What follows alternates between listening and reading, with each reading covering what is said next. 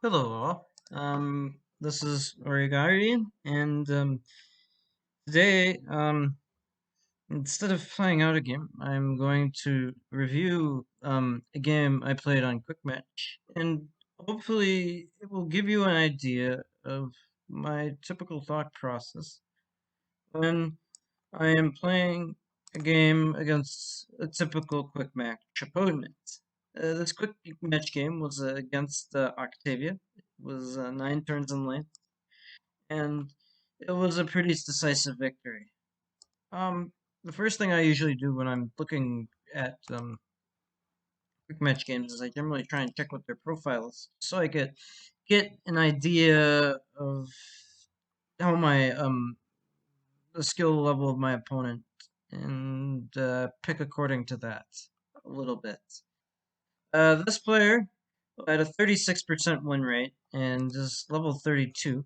So I assume this person played a lot of 1v1 quick match games with a 36% win rate, which means that the player isn't particularly talented or, um, compared to uh, typically skilled compared to your typical quick match player. So this is more or less kind of what you'll see. Typical quick match player's profile. Um, so that's just the idea I got from the profile pic. So when I see this, I'm generally focusing on my picks on obtaining more than anything else um, quick income. I'm just going for solid, quick, protected income, and I'm not necessarily worried about doing anything fancy with my picks, like countering or whatnot. And generally, I'm picking in such a way that's just better play. Just thinking, thinking in terms of better picks, play. What's going to give me the best position? What's going to be able to get me the best coverage of the board? So I'm not necessarily like if it was a game against the top player, I might be thinking a little bit more. I might be trying to do something a little bit more fancy with my picks, but or technical with my picks. But in general, with these sort of players, you just got to go for what's going to get you the most income the most quickly. And so on this board, you can combo two picks to receive a first turn bonus on a 4 territory bonus. So that's just something that's true about this template, which is Strat MME. So this is your prototypical auto game. And because there's no luck, an attack of 3 always kills these two neutrals. So I can just go ahead whenever I see this double pick, and since I know my warlords start with 4 and I have 5 income, I can just deploy 3 to Norway, for example, and just take Finland with this one additional warlord, take Sweden, and take Svalbard, and I'll have 2 armies left over, and I get the first turn bonus. So these first turn bonuses give income very, very quickly, and they're very, very good to go after if they're safe. There's sometimes you'll see first turn bonuses that have 3 warlords adjacent to each other. Like that's a counterable first turn bonus and usually isn't as safe to go for. Or you might have a first turn bonus from an inefficient bonus where the second supporting warlord is, and that's not necessarily a great idea either because you want to be picking as efficiently as possible. Like for example, you want prefer West Africa over South America because West Africa for 5 territories you get 4 income, but for South Africa you get 3 territories, 3 income for 5 territories. So West Africa ends up being a better pick here. That's what I mean by efficient versus inefficient bonuses. So my first 2 picks was around this first turn bonus in Scandinavian Peninsula in West Russia. After that, um, my third pick is picked to complement that. That is, I'm looking for a pick where I can get turn two income straight away after turn one, and I can do that with a um, five territory bonus or a four territory bonus. But I prefer Mexico for this because it's relatively safe. The only counterable warlord is West US, and that's an inefficient bonus. So I wasn't particularly concerned about being countered from West US here. So that's a very good third pick. And it's also a distance away. Like, you'll notice that this third pick is removed from these first two picks. So I'm able to have another region of expansion over here. My fourth pick is very similar to that. It's also removed um, from the first two picks, um, so that I can have decent spread of the board. Also, if I was to lose my third pick, I still get um, quick income. And if I lose my first or second pick, although I don't get the first turn bonus, I can actually go for 11 income in 2 turns between these two picks, theoretically. Um, After that, my fifth and sixth pick are chosen to counter the third and the fourth pick, respectively. Um, they're additional coverage picks. Um, One thing to keep in mind whenever picking is that your second, if you get your last pick, you will never get your second to last pick or your third to last pick. So in this case, since there's six picks, if I get my sixth pick, that means I lost my fourth and my fifth pick.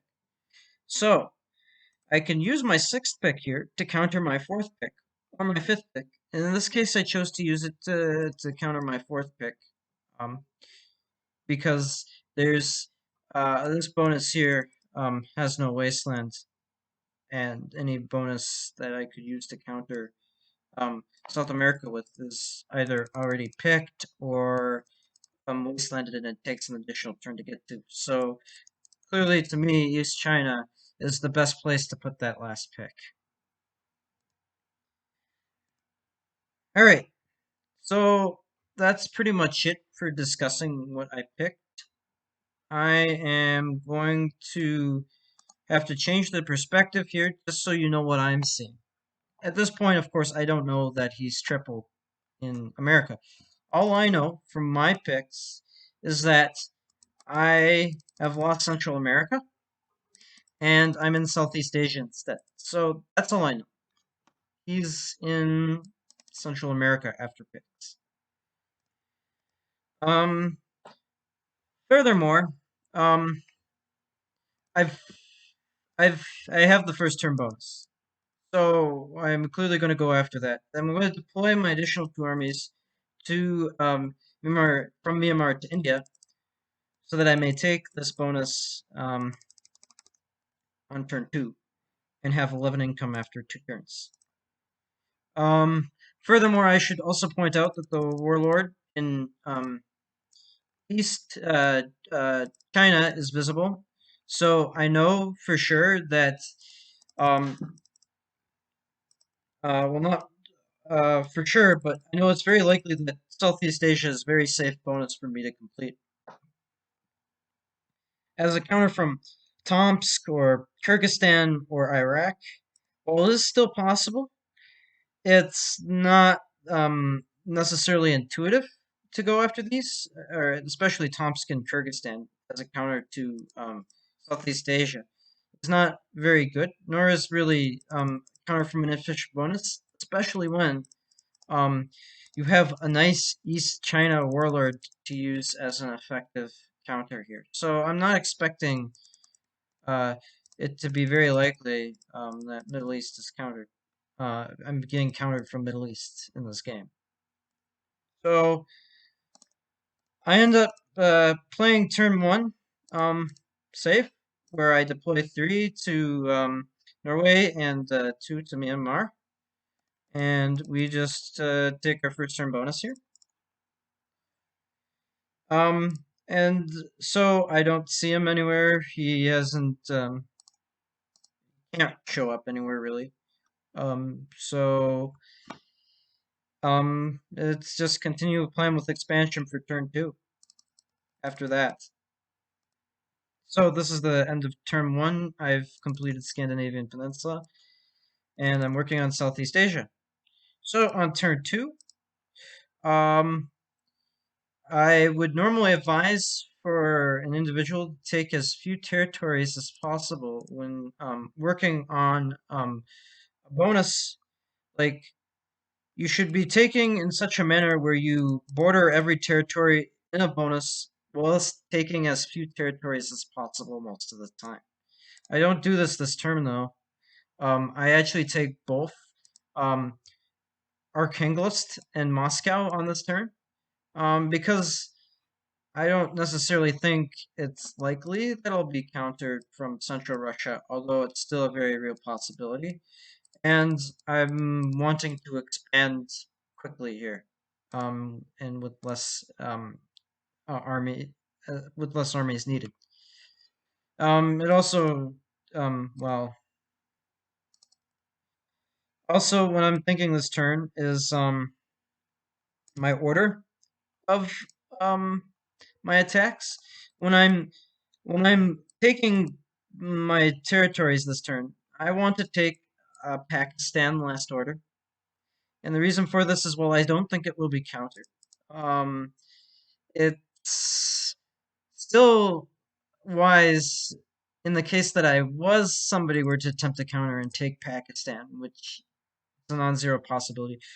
I minimize the risk of me losing that if I take it last order with an attack of 3, because um, if my opponent were to come on an earlier order from I-10 attacking with 3 to Pakistan, they would have 2 armies here, and 3 would kill their 2 defending armies. So by delaying, I give myself a higher chance of getting this territory in the case of a counter. So you'll notice that I'll take Pakistan last order here, because that is the territory most at risk. So generally, when you're expanding with the least with minimal amount of armies to take each territory, the rule of thumb is to take order territories in the order from least risk to most risk while delaying those orders. That's important to keep in mind, is that um, you generally want to be delaying these takes when you're expanding. And what I mean by delay, if you're not aware of that, is delay is just the usually we think of it in terms of just the number of orders you have. So the main way I think about delays is just these dummy moves of one army. Of course, these armies are getting moved towards areas where I can use them to capture more territories. But I'm using these moves, these transfers, as a way to make sure my orders come later. And that's a very important uh, tactic when playing a Warzone game. All right, so that's all I have for turn 2. I'm going to move on to turn 3 here. And the way I'm playing turn 3 is I want to. So when I am attacking with more than just the minimum number of armies, I generally try and prioritize the attack as opposed to delaying it in order to ensure the take of um, counterable territory. In this situation, it's entirely possible that my opponent is in central Russia. So I want to make sure that if I'm going after this bonus, West Russia, that I take these territories or make sure that the possibility with the amount of armies I deployed is maximized.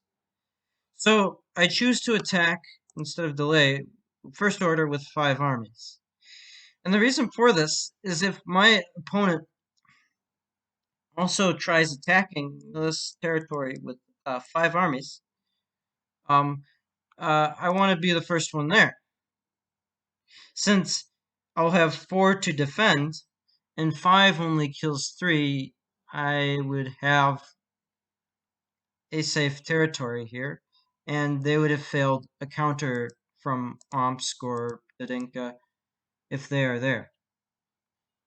So, generally, if I am attacking with more than the minimum number of armies in the case of trying to counter my opponent, I'll prioritize the attack as opposed to delaying it.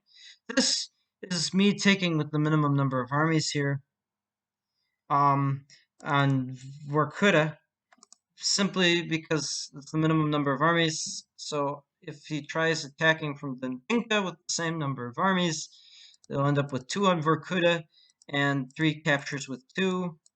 So that is the reason why the Vorkuta take comes last order on this turn.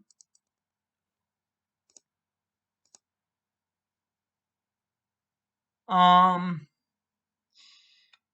I also expanded normally in China on this particular turn. I didn't expect any counters here, so there was no reason to have that more delayed than the Vorkuta take. Um, it was at this point where I made the decision to, it isn't clear, that I would make a beeline um, to Hawaii to check out North America. Since I haven't seen any of his picks, like, I know he's not in Central Russia. Very likely he's not in Middle East. It's become more and more likely that he's not in Indonesia because I haven't seen him. And while there's still a possibility of East Russia, it's becoming less than likely with the turrets. So I'm going to start planning on making a beeline towards West US here, just so that I may attack him.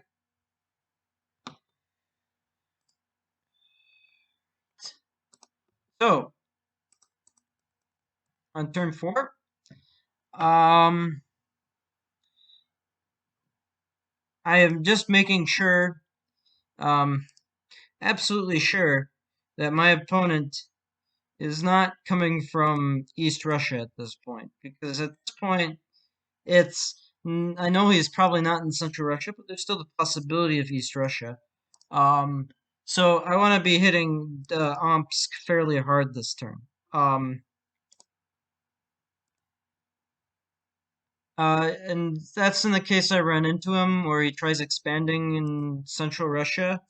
That's the strategic idea behind such a move. Um, I continued with my normal expansion in uh, East China, so that I may take it the next turn. At this point, I'm very confident he's not in Indonesia, even though that's not 100% certainty. Absolutely not in Tomsk. We can see the warlords in neutral now. But East China and Central Russia are very likely takes for me. You've also seen that I've consolidated leftovers on Ufa to aid in the taking of Central Russia on the next turn. On turn 5, we want our attacks on Central Russia to be delayed. These 3, not necessarily Dodinka, but Jesse, Tura, and Tomsk are all territories um, that we want to delay our attacks to.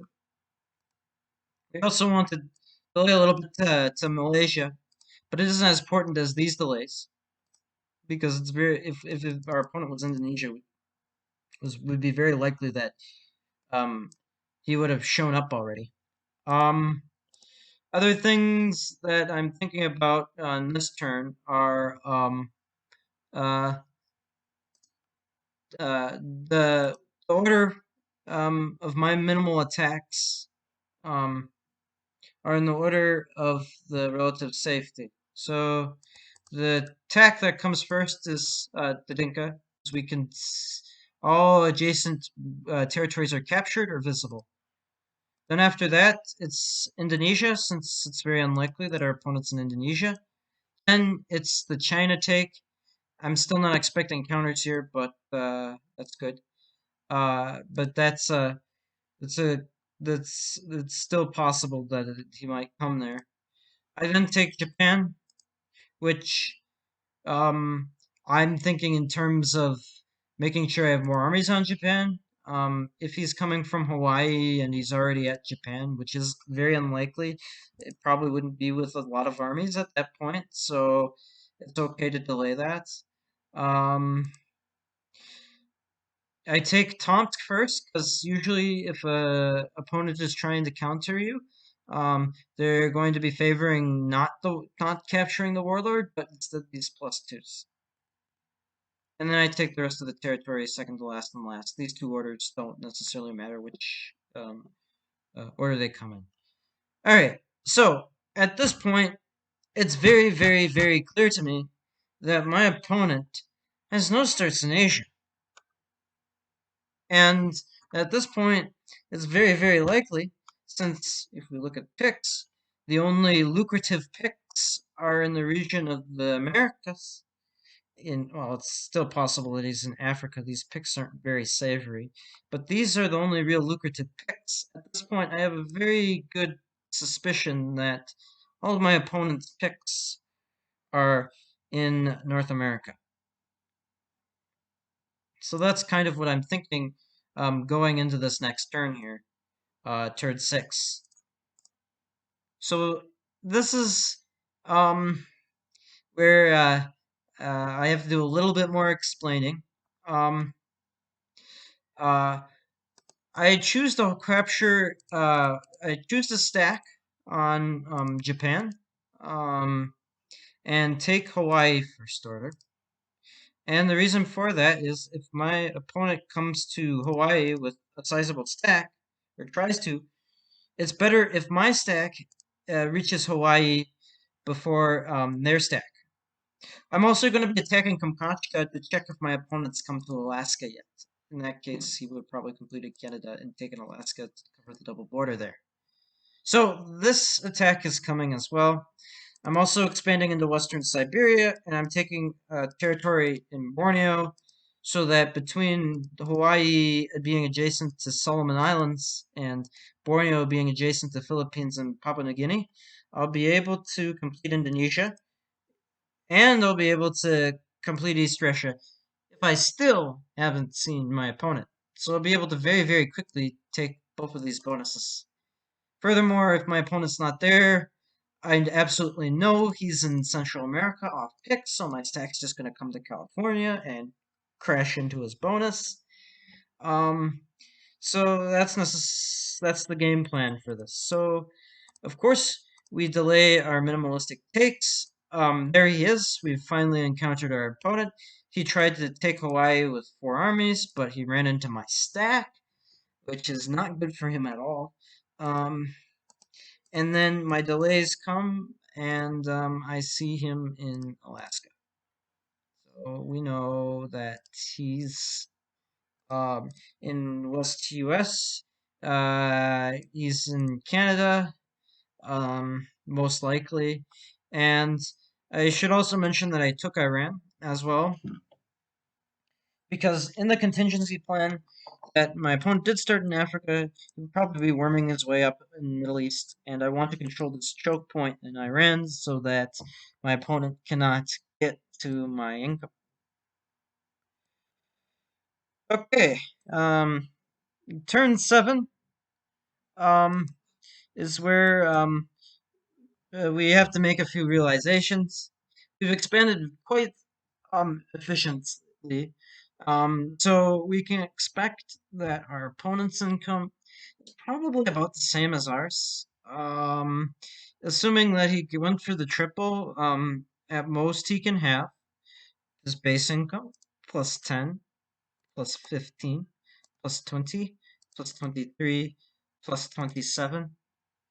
Um, Whether that's actually true or not, we don't know for sure. It's been 7 turns. We don't know how I believe theoretically it's entirely possible to take all of these bonuses in 7 turns.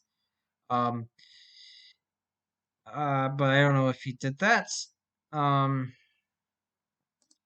but um, even if he has that much armies, or if he has 23 plus a card, um, and I should point out that I've been holding on to my reinforcement card this whole time. Generally, as a rule of thumb, you don't want to use your reinforcement card for expansion, but you only want to use it when you encounter your opponent. This just gives you extra um, armies to take. There's exceptions to this. If you need your reinforcement card to get uh, China and another bonus which you couldn't have gotten without it, then it might be smart to do that.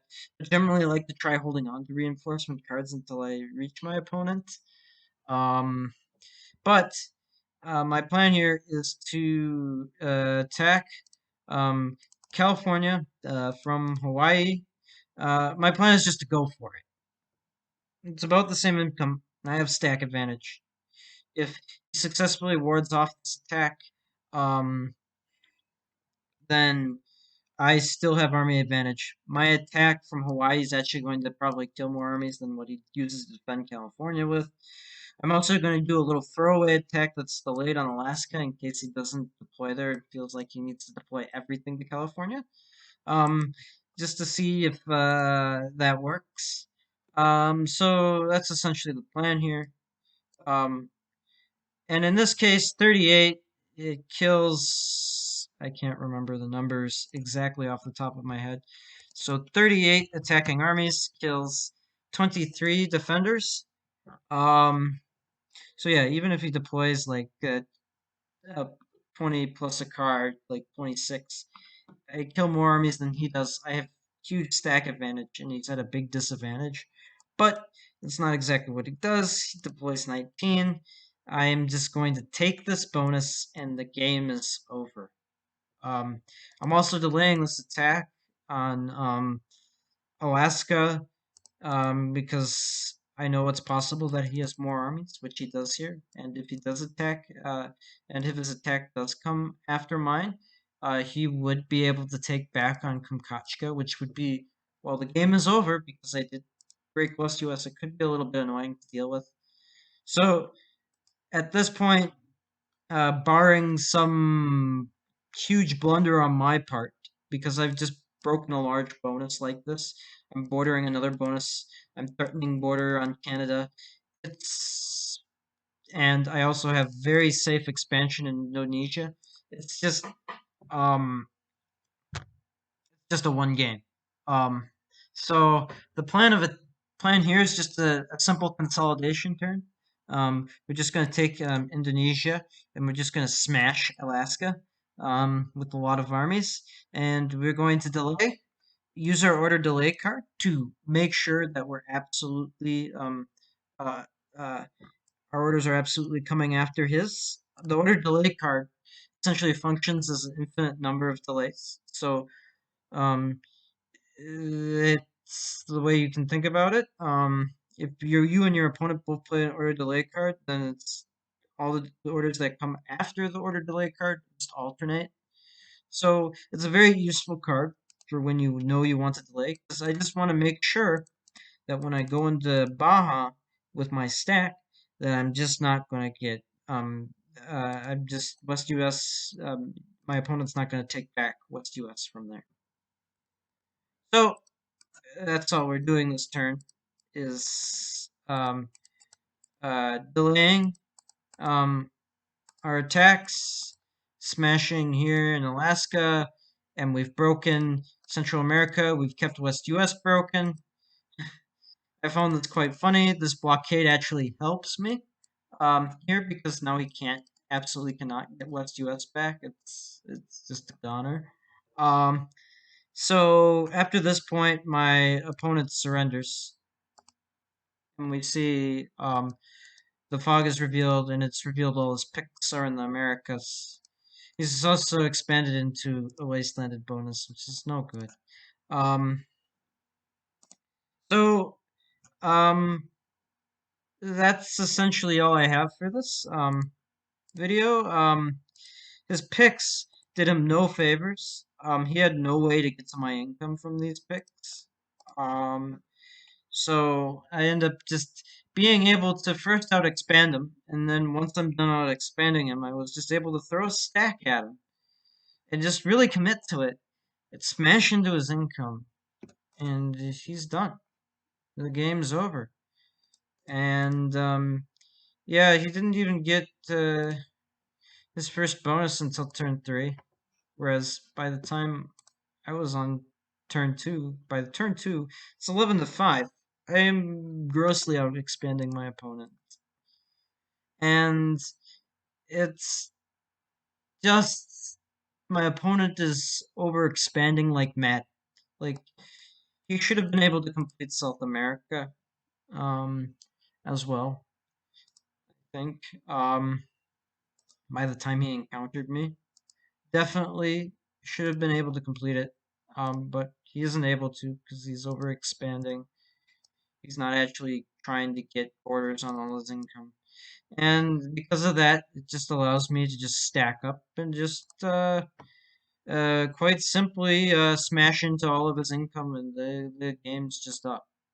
The game's over. The game is done. Well, I hope you enjoyed that video. I thank you for listening, and um, hope to see you again.